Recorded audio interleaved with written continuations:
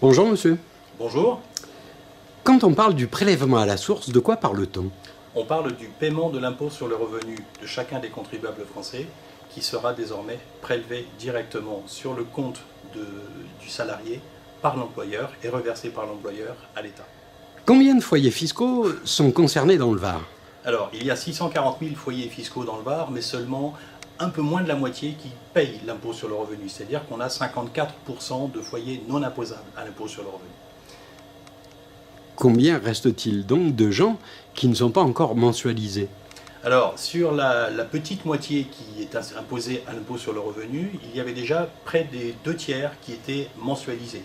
Donc, on a un petit tiers, on a un tiers globalement des contribuables imposés à l'IR qui n'étaient pas mensualisés. Qu'on se comprenne bien, après le passage du prélèvement, il faudra toujours faire une déclaration. Absolument, la déclaration des revenus annuels demeure le point central de la démarche, puisque c'est par cette déclaration que le contribuable notifie à la Direction générale des finances publiques les données fiscales le concernant, et c'est ce qui permettra, année après année, d'actualiser le taux correspondant au niveau de revenus de chacune et chacun d'entre nous. Puisqu'on parle beaucoup de dématérialisation, quels sont les canaux qui resteront ouverts pour que les gens prennent contact avec vous? Alors, les canaux d'accès aux services des finances publiques sont classiques, ils sont néanmoins nombreux.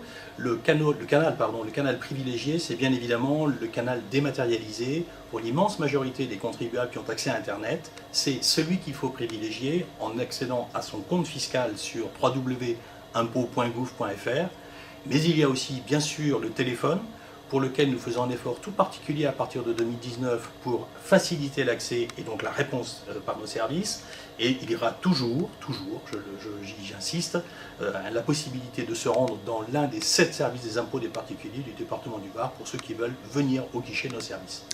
Les gens qui auront à connaître des soucis, quel devra être leur réflexe? Alors le réflexe vraiment qu'il faut avoir, qu'il faut acquérir si on l'a déjà, c'est celui qui consiste à ouvrir son compte sur son espace personnel, encore une fois sur le site www.impôt.gouv.fr, qui vous permet de gérer votre situation personnelle exactement comme vous gérez par exemple vos commandes sur un grand prestataire de livraison, La Redoute, Amazon, tout ce que vous voulez. C'est exactement la même chose, c'est la priorité absolue.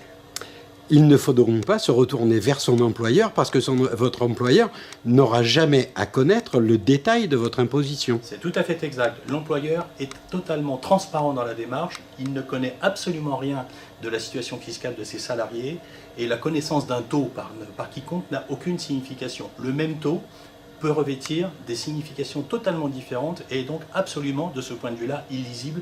C'est donc une sécurité supplémentaire pour chacune et chacun d'entre nous. Cette réforme-là va-t-elle induire une diminution des personnels à la direction départementale des finances publiques? Alors, le passage au prélèvement à la source n'est absolument pas motivé par des perspectives ou des préoccupations d'ordre budgétaire.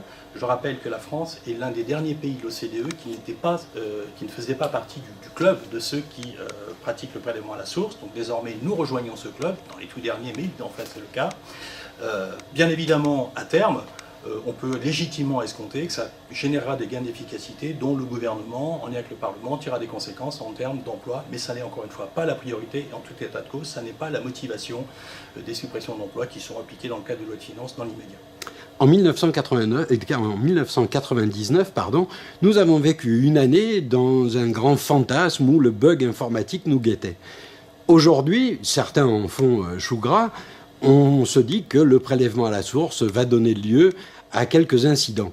Avez-vous anticipé et quel est ce pourcentage prévu? Alors, il est difficile de répondre de façon précise à cette question, même si elle est totalement pertinente, mais c'est aussi pour moi l'occasion peut-être d'inverser la question en vous faisant observer que jusqu'à preuve du contraire, et pour le moment, la Direction générale des finances publiques et les directions antérieures ont fait la preuve de leur capacité à mettre sur pied des réformes d'extrêmement grande ampleur.